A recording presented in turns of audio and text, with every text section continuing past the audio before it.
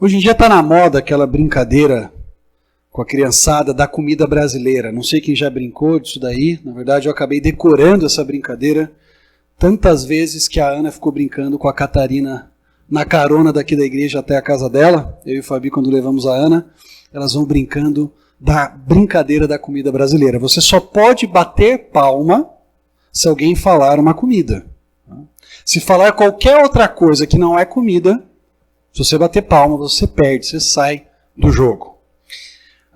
E embora a comida brasileira seja popular entre as crianças de hoje, na minha época havia uma outra brincadeira que era mais popular do que essa.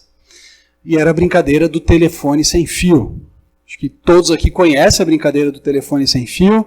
5, 6 crianças, às vezes 10 crianças, quem sabe 15 crianças, sentavam uma do lado da outra, ou numa roda, e iam transmitindo na sequência uma mensagem, uma frase específica. Quem estava na ponta falava a frase e ela tinha de chegar na outra ponta uma frase idêntica àquela que foi enunciada pela primeira criança. O que acontecia é que geralmente aquilo que era enunciado pela criança que começava a brincadeira chegava totalmente diferente na criança que terminava a brincadeira. Muitas vezes bife à milanesa virava bife ali na mesa. Ou o freio do caminhão se transformava no freio do caminhão. Ou a perna de aço se transformava na pena do pássaro. E as frases iam mudando à medida que uma criança transmitia para outra aquilo que a primeira criança havia dito. No processo de transmissão da mensagem, acabava acontecendo uma mudança, uma transformação da mensagem, de tal modo que muitas vezes a mensagem final era totalmente diferente, ou era bastante diferente da mensagem inicial. O que nós encontramos no capítulo 1 de Josué é algo parecido com um telefone sem fio. Deus transmite uma mensagem para Josué nos versículos de 1 a 9, e Josué agora tem a responsabilidade de transmitir essa mensagem para os outros oficiais, para os outros líderes que o apoiavam na sua liderança. E esses oficiais então deveriam transmitir para o povo aquilo que Josué lhes transmitiu e que Deus anteriormente havia dito para Josué.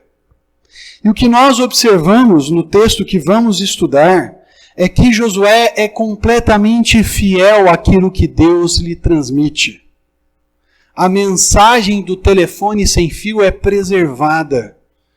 E Josué reproduz como um líder aprovado por Deus exatamente aquilo que Deus lhe ordena. Vamos abrir então as nossas Bíblias em Josué, capítulo 1, e nós leremos dos versículos 10 a 15. Josué, capítulo 1, versículos 10 a 15.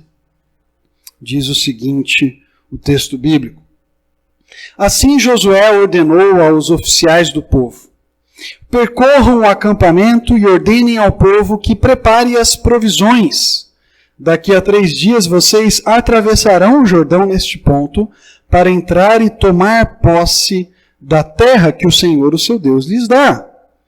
Mas as tribos de Ruben, de Gade e a metade da tribo de Manassés, Josué disse: lembrem-se da ordem que Moisés, servo do Senhor, deu a vocês, quando o Senhor, o seu Deus, lhes prometeu descanso e dar-lhes esta terra.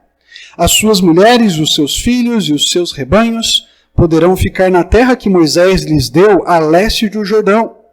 Mas todos os homens de guerra, preparados para lutar, atravessarão a frente dos seus irmãos israelitas.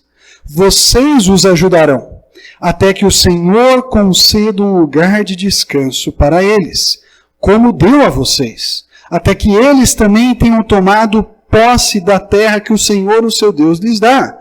Depois disso, vocês poderão voltar e ocupar a própria terra que Moisés, servo do Senhor, lhes deu a leste do Jordão, na direção do nascer do sol. O processo de transmitir a mensagem do Senhor ao povo Josué demonstra para nós, em primeiro lugar, que a autoridade da liderança do povo de Deus está na fidelidade à revelação divina. É muito importante que aqueles que lideram o povo do Senhor transmitam com fidelidade aquilo que o Senhor revelou. Josué está preparando o povo para a travessia do Jordão. Ele está basicamente aqui dando o seu primeiro ato, ou fazendo a sua primeira comunicação como líder da nação. Nós temos o discurso de Deus a Josué no começo do capítulo, e na sequência, então, Josué se apropria desse papel como líder e transmite aos oficiais do povo uma mensagem de orientação para que o povo atravessasse o Jordão e tomasse posse da terra. Há provisões que têm de ser preparadas, nós não sabemos exatamente que provisões eram essas, porque só quando o povo atravessa o Jordão é que o maná para de cair, mas eles tinham que juntar comida e outras coisas mais. A percepção aqui de que a terra é uma dádiva de Deus, é Deus quem está concedendo isso ao povo. Mas o que chama mais a minha atenção, queridos, nos versículos de 10 até o 13, é que Josué está muito preocupado em reproduzir exatamente aquilo que Deus lhe falou, ou em reproduzir exatamente aquilo que Deus tinha dito para Moisés, e que Moisés tinha transmitido ao povo, e que ficou registrado na Torá, na lei do Senhor. Há uma ligação entre a passagem anterior que termina no versículo 9 e essa passagem que começa no versículo 10. E essa ligação é feita pelo verbo ordenar ou comandar. No final do trecho anterior, no versículo 9, Deus faz uma pergunta para Josué. Ele fala: não fui eu que lhe ordenei? Não fui eu que te dei uma ordem? E o versículo 10 começa dizendo que assim Josué ordenou aos oficiais do povo. Há uma ligação. Aquilo que Deus ordena a Josué, Josué ordena ao povo.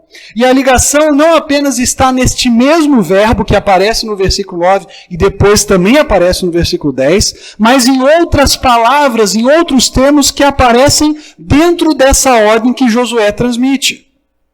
Quando nós olhamos para o versículo 11, nós percebemos vários verbos que repetem a declaração de Deus nos versículos de 1 a 9.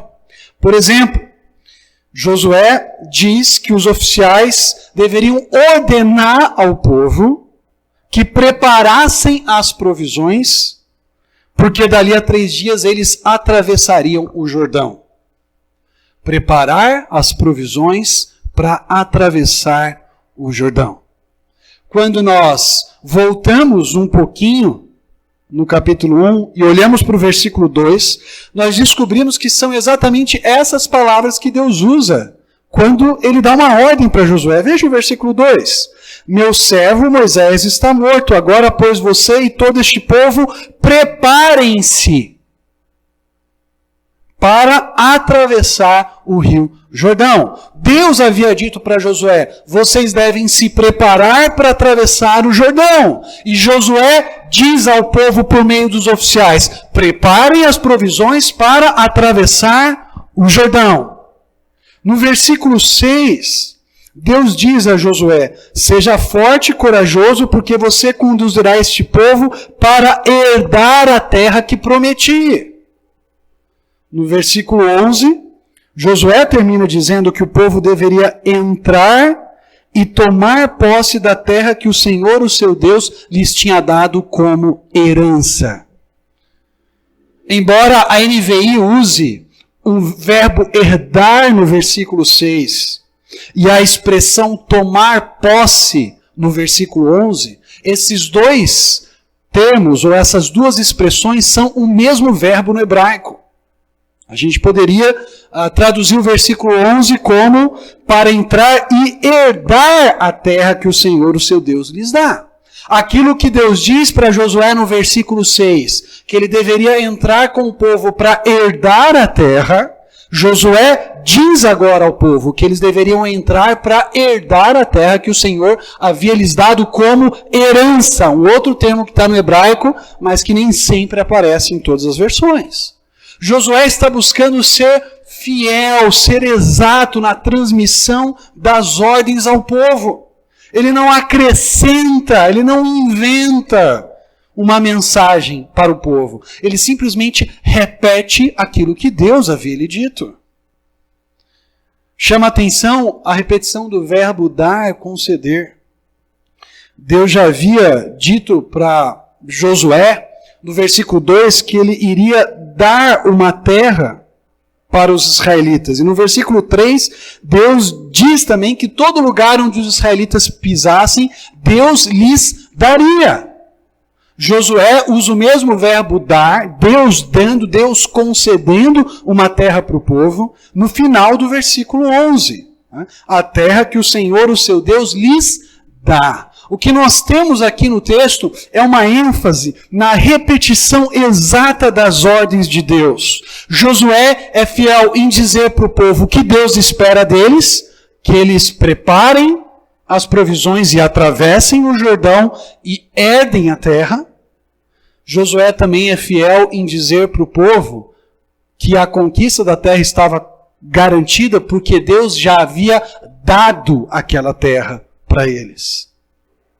Deus transmite uma missão e garante o sucesso da missão para Josué. Josué repassa exatamente a mesma missão e lembra que o Senhor estaria com eles concedendo aquela terra, concedendo aquele território de Canaã. Mas Josué é fiel não apenas àquilo que Deus lhe diz diretamente, aquela mensagem que Deus transmite diretamente para Josué. Ele também é fiel em orientar uma parte do povo de Israel que já tinha conquistado a sua herança. Quando nós acompanhamos a narrativa do Pentateuco, o processo de caminhada pelo deserto e a chegada naquele território que é conhecido como território oriental, que ficava ali próximo das planícies de Moabe, onde o povo estava antes de cruzar o Jordão, descobrimos que 2,5 tribos, a tribo de Ruben, a tribo de Gade e a meia tribo de Manassés, já tinham recebido a sua herança. Números 32 nos diz que, ao verem aquela terra, que Israel já havia conquistado do lado oriental do Jordão, antes de atravessar o rio, antes de passar pelo rio, essas tribos pedem para Moisés, antes de Moisés morrer, que lhes desse aquele território oriental como herança. E Moisés diz, mas espera aí, vocês vão ganhar esse território, vocês vão ficar de boa, tranquilos, enquanto os seus irmãos vão ter que atravessar o Jordão e conquistar o restante sem a ajuda de vocês? Isso não faz muito sentido, porque eles estavam aqui ajudando vocês a conquistar esse território.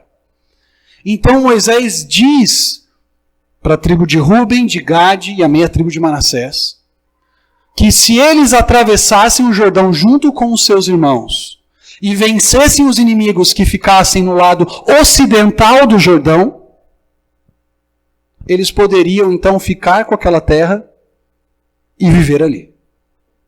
E Josué transmite exatamente aquilo que Moisés havia dito em Números, capítulo 32, versículos 20 a 24.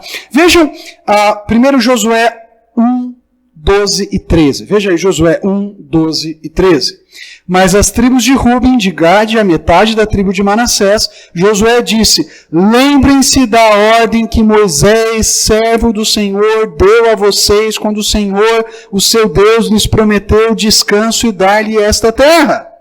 O começo do 14 diz que as mulheres, os filhos, os rebanhos poderiam ficar na terra, mas na metade do 14, todos os homens de guerra preparados para lutar atravessarão a frente dos seus irmãos israelitas.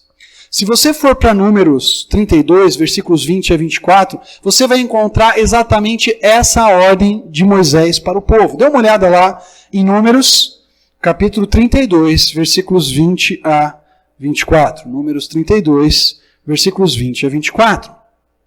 Disse-lhes Moisés, se fizerem isso, se perante o Senhor vocês se armarem para a guerra, E se armados todos vocês atravessarem o Jordão perante o Senhor, até que ele tenha expulsado os seus inimigos da frente dele, então, quando a terra estiver subjugada perante o Senhor, vocês poderão voltar e estarão livres da sua obrigação para com o Senhor e para com Israel.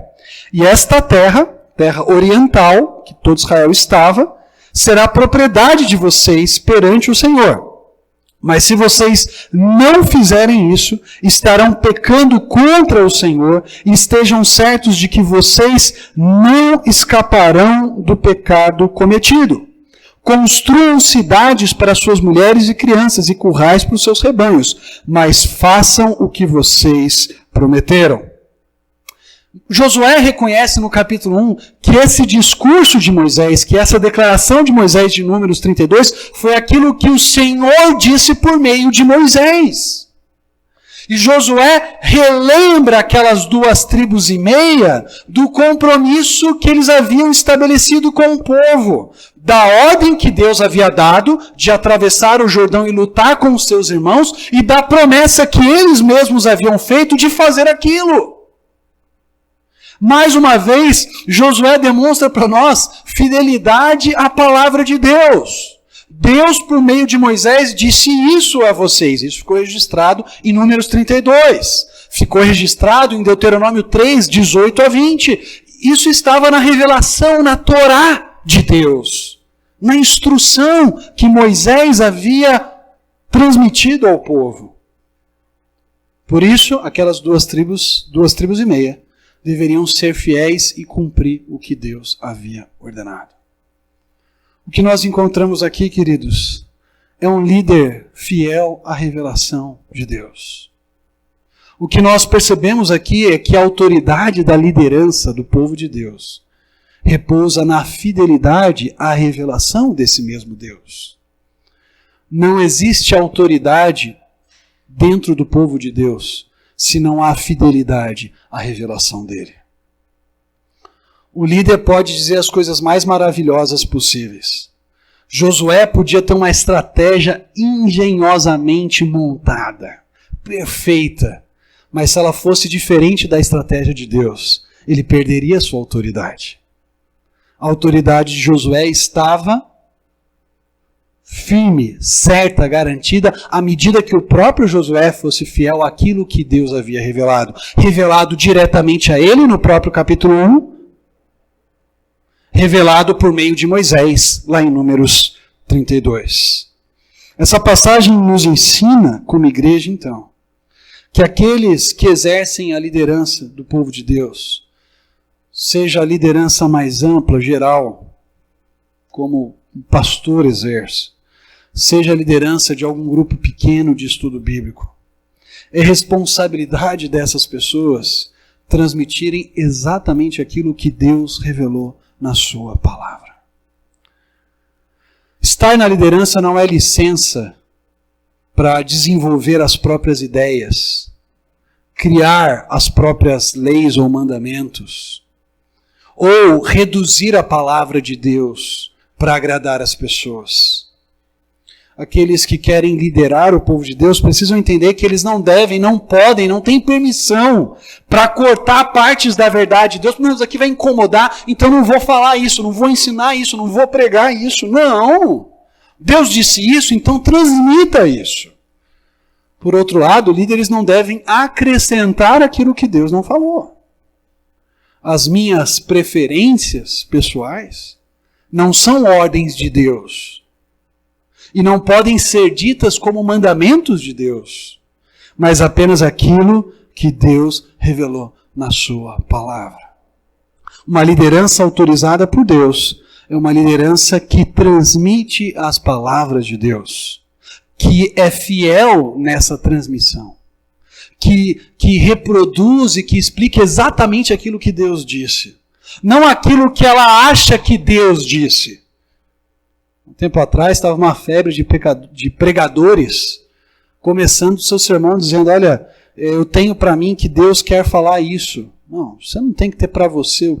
Você tem que entender o que Deus disse. Para mim esse texto significa isso. Não, esse texto significa uma coisa só, para todo mundo. E o que é que Deus significa, o que é que Deus revelou e qual o sentido da sua revelação. Isso que é importante. Não aquilo que você gostaria que Deus dissesse. Não apenas pregar os trechos que falam sobre um Deus de amor, mas pregar trechos que também falam da justiça e da santidade de Deus. Não apenas pregar trechos que falam sobre a necessidade do povo de Deus obedecê-lo, mas também pregar aquelas verdades que mostram que a graça de Deus é a base da nossa obediência. Senão nós não conseguimos fazer o que Deus espera. Uma liderança autorizada é uma liderança fiel na transmissão do que Deus revelou. Não aquilo que eu acho, aquilo que Deus revelou. E objetivamente nós temos essa revelação diante de nós, são as Escrituras. É por isso que no Novo Testamento, constantemente, nós vemos orientações do apóstolo Paulo a Timóteo, dizendo, olha Timóteo, até a minha chegada, dedica-te, lá em 1 Timóteo 4,13, dedica-te à leitura e à exposição das Escrituras. Porque se você fizer isso, você vai manter a saúde tua e a saúde daqueles que te ouvem. Quando nós nos deparamos com a liderança dos apóstolos e dos presbíteros do Novo Testamento, nós percebemos uma preocupação muito grande com o estudo e com uma exposição fiel da palavra. Quando há aquela crise em Atos capítulo 6, em que algumas viúvas dentro da igreja, e viúva naquela época, leia-se necessitadas, mulheres que não tinham como suprir as necessidades básicas, o pão, a água, outras coisas mais, dependiam de outras pessoas para sustentá-las ou para trazer a provisão para sua casa. E algumas dessas mulheres necessitadas não estavam sendo ajudadas pela igreja, algumas sim, outras não. E aquilo gera um rebuliço no meio da igreja, e os apóstolos, em vez de correrem atrás, falam, vamos resolver isso daqui, e tal, e tal. Não, o que eles fazem? Eles reúnem o povo, reúnem a comunidade, a igreja, e dizem, irmãos, escolham entre vocês 7 homens de bom testemunho, cheios do Espírito. Nós vamos passar a eles essa tarefa. São homens respeitáveis, são homens íntegros, eles vão cuidar disso. Quanto a nós, os apóstolos dizem, nós vamos nos dedicar à oração e ao ministério da palavra. O ministério da palavra era tão importante para esses homens que eles sabiam que mesmo uma questão emergente ou urgente não poderia impedi-los de cumprir com seriedade aquilo que eles tinham. E eles então delegam e compartilham esse ministério de cuidado com 7 homens que o povo ali escolhe diante da crise, diante da necessidade. Quando o apóstolo Paulo encontra com os presbíteros da cidade de Éfeso, ele lembra esses presbíteros lá em Atos capítulo 20, como ele serviu ao Senhor com toda humildade, com lágrimas, apesar das provações e das perseguições. E ele fala para esses homens no capítulo 20, versículo 20, vocês sabem que não deixei de pregar-lhes ou de anunciar-lhes nada que fosse proveitoso, mas ensinei-lhes tudo publicamente de casa em casa. Paulo vai dizer nessa passagem que ele não deixou de pregar todo o conselho de Deus. Líderes, especialmente aqueles que Deus chama para guiarem o povo de Deus espiritualmente, precisam dar importância para esse trabalho, para esse serviço de ensinar a palavra de Deus. Não tratar isso como algo secundário, como algo que é uma dentre as várias tarefas, mas como papel primário. Porque se a palavra de Deus não for transmitida com fidelidade, o povo de Deus não tem como ser fiel a Deus, porque não sabe exatamente aquilo que Deus espera deles. Também cabe à igreja de Deus examinar com seriedade e com preocupação aquilo que está sendo ensinado. Porque à medida que um líder prega ou ensina algo que é contrário à palavra de Deus, ou que deixa de pregar verdades que são necessárias, ele está usurpando ou usando mal da sua função. O interessante é que em Atos capítulo 17, ao falar de um grupo, dos grupos dos bereanos, aqueles aquelas pessoas que eram tementes a Deus, estavam ali em Beré, estavam ouvindo Paulo anunciar a palavra, o autor do livro de Atos diz que os bereanos eram mais nobres do que os tessalonicenses, pois receberam a mensagem com grande interesse. Eles queriam ouvir aquela mensagem, eles queriam entender aquela mensagem. Eles não chegavam lá, sei lá, para a sinagoga, lá vem o Paulo lá. Não, o que ele tem para nos dizer? Vamos prestar atenção, vamos ouvir. E o texto diz que examinando todos os dias as Escrituras, para ver se tudo era assim mesmo. Vamos ver se aquilo que está sendo ensinado bate com aquilo que nós encontramos na revelação. É necessário que os líderes sejam fiéis à revelação de Deus.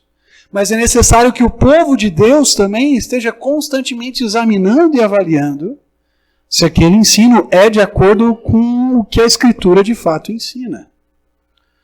Vocês lembram de Paulo escrevendo aos Gálatas e responsabilizando a igreja como um todo por suportar no seu meio falsos mestres, por se dispor a ouvir um ensino que era contrário à justificação pela fé. E Paulo responsabiliza não apenas os líderes daquela igreja, mas a igreja como um todo, por dar ouvidos à mentira, por dar ouvidos àquilo que era contrário ao Evangelho de Jesus Cristo. Uma liderança autorizada só é imbuída de autoridade se é fiel na transmissão das Escrituras.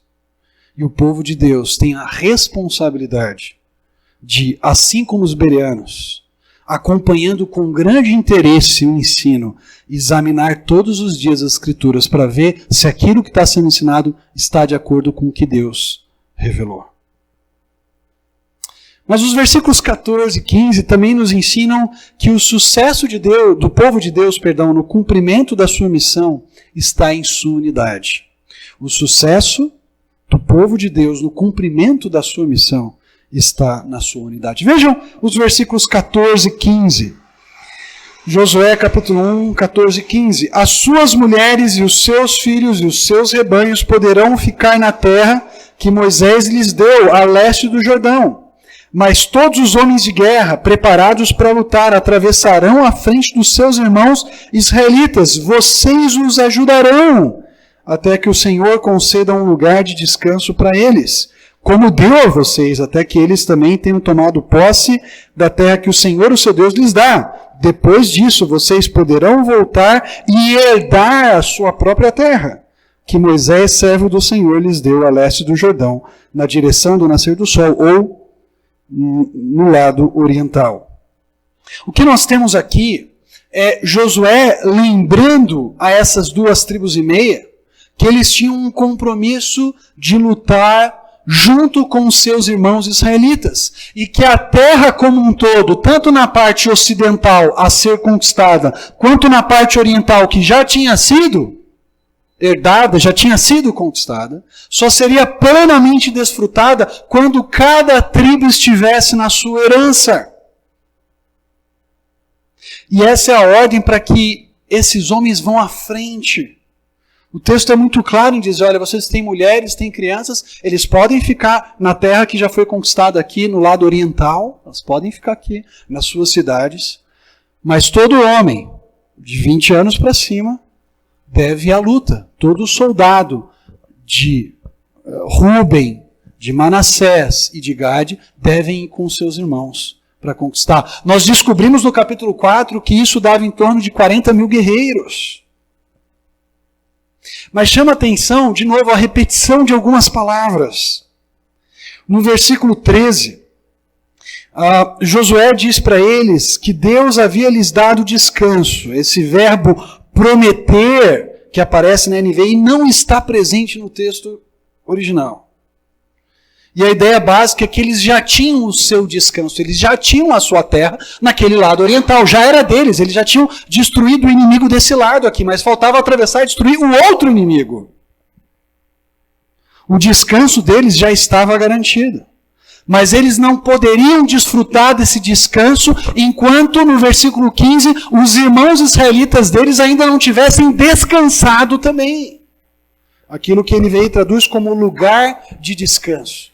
O descanso de vocês está garantido, mas vocês têm que ir à frente dos seus irmãos e lutar pelo descanso deles.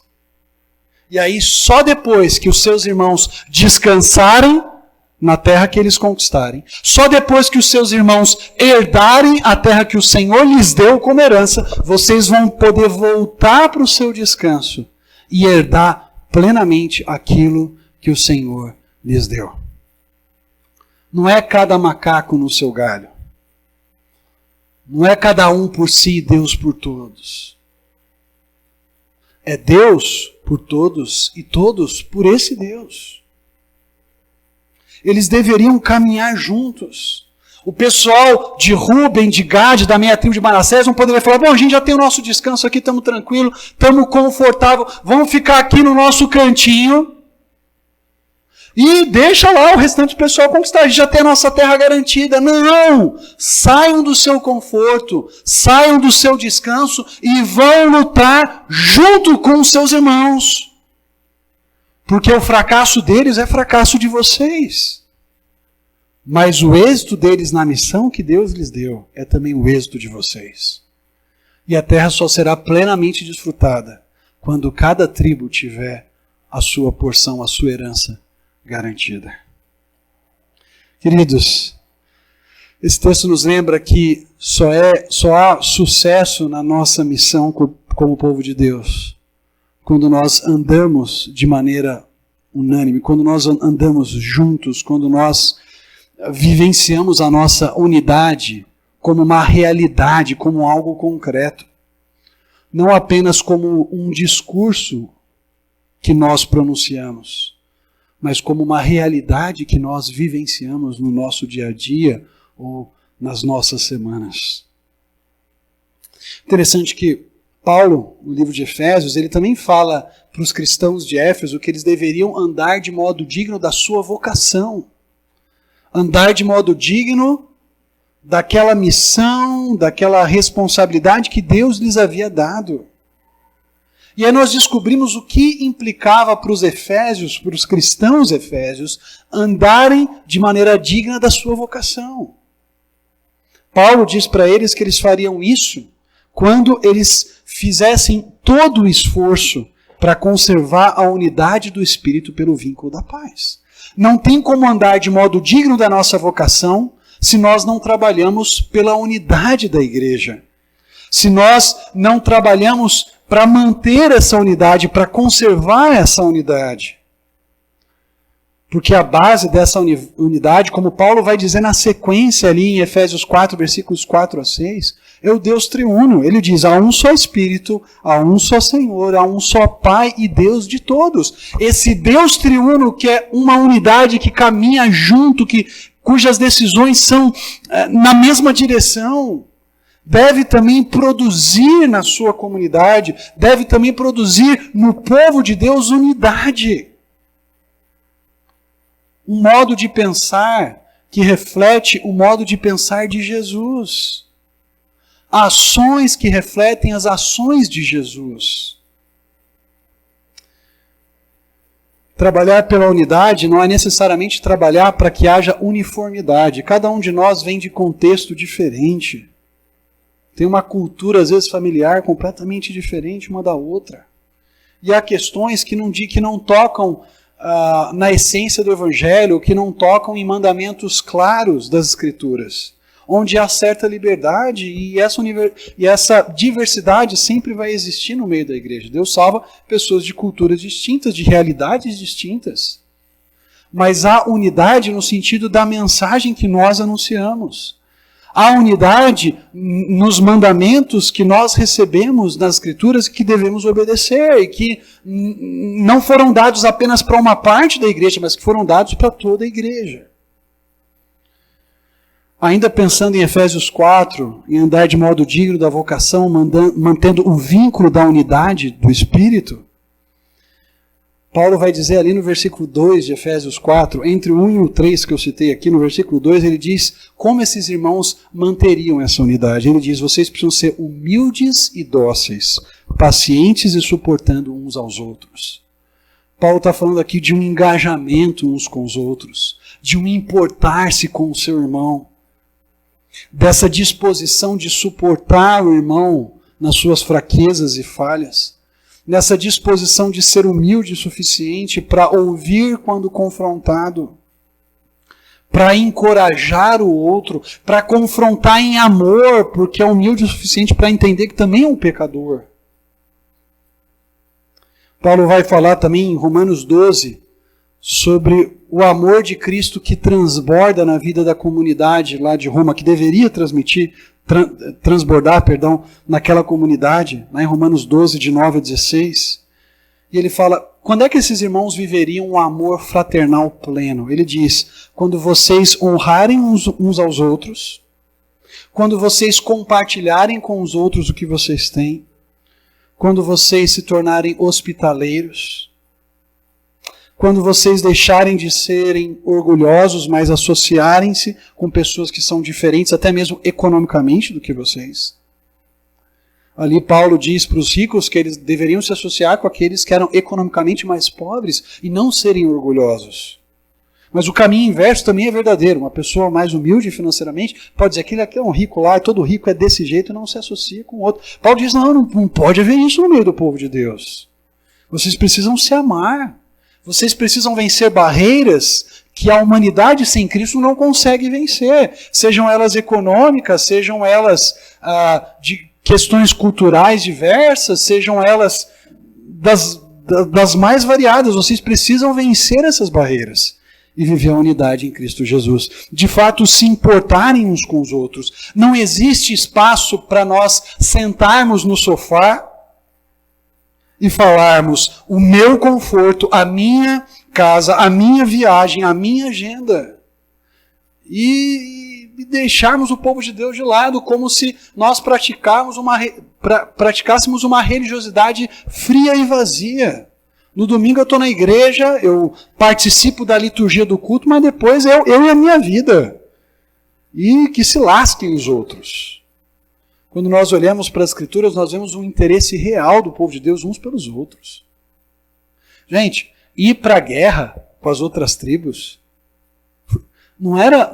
Gente, Josué não está falando assim, olha, vocês vão com as outras tribos lá na vendinha comprar pão para a gente tomar café da manhã. Não é isso, não. Ele está falando, vocês vão para a guerra. A vida de vocês estará ameaçada.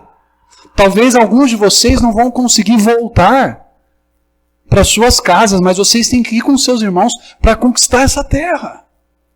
Vocês lembram que na batalha, por exemplo, contra Ai, por causa do pecado de Adão, nós vamos estudar isso mais para frente, por causa do pecado de Acã, 30 e poucos soldados israelitas morrem.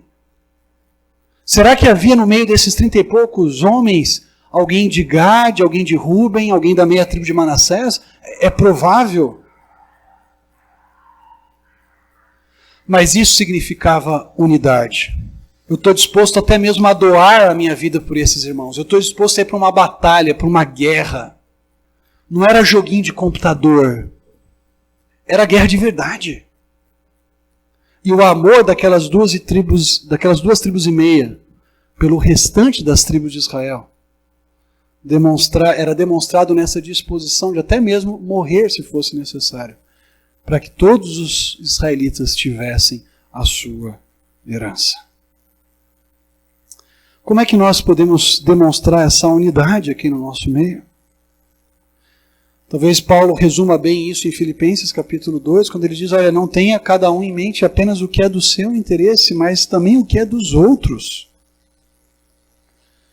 De que modo nós, casados, podemos acolher um solteiro nas nossas casas, na nossa vida, de tal modo que eles percebam que fazem parte de uma família real? De que modo os solteiros podem ajudar os casados nas suas diversas necessidades, casados com filhos, assim por diante, de tal modo que esses casados percebam que fazem parte da mesma família da fé que os solteiros. Como é que você pode participar do sofrimento de algum irmão que está passando por uma dificuldade constante, complicada? Como é que você pode partilhar disso, se envolver, orar por esse irmão, ajudá-lo de alguma forma? Como é que você pode se alegrar com o irmão que teve alguma vitória, que experimentou alguma alegria, e você, em vez de olhar com aquela cara de desânimo, perguntando por que ele tem isso e eu não tenho, você consegue se alegrar e falar amém, porque a sua alegria é a minha alegria, que Deus te abençoe, que Deus o guie nessa etapa, glória a Deus, glória ao Senhor pela graça dele derramada na sua vida. Só existe sucesso na nossa missão, queridos, como povo de Deus, quando nós vivemos de fato como uma unidade. Quando a unidade sai do nosso discurso e encontra concretude nas nossas ações de uns para com os outros. Vamos orar? Pai querido, nos ajuda a sermos um povo de fato unido, que a nossa unidade seja vivenciada num modo de pensar que reflete o modo de pensar de Jesus, e isso nos torna um só corpo, dirigidos por um só cabeça. Que a nossa unidade, Pai, também se encontre na fidelidade à Tua palavra, pregada e exposta pelos líderes que o Senhor tem dado a nós e nos dará, e por um povo criterioso que examina com cuidado a palavra de Deus, para ver se as coisas de fato são assim. Nos ajuda a mantermos sempre um zelo pela Tua palavra, um zelo para que a exposição da Tua palavra sempre seja fiel a ela, fiel à Tua revelação. E nos ensina, Pai, a sermos zelosos pela unidade da igreja, sendo humildes, perdoando, suportando uns aos outros, acolhendo uns aos outros, preocupando-nos uns com os outros. E que a cada dia essa igreja cresça numa unidade real e autêntica, Pai. Saindo do discurso e encontrando a ação. É o que nós oramos no nome de Jesus, o nosso Salvador. Amém, Pai.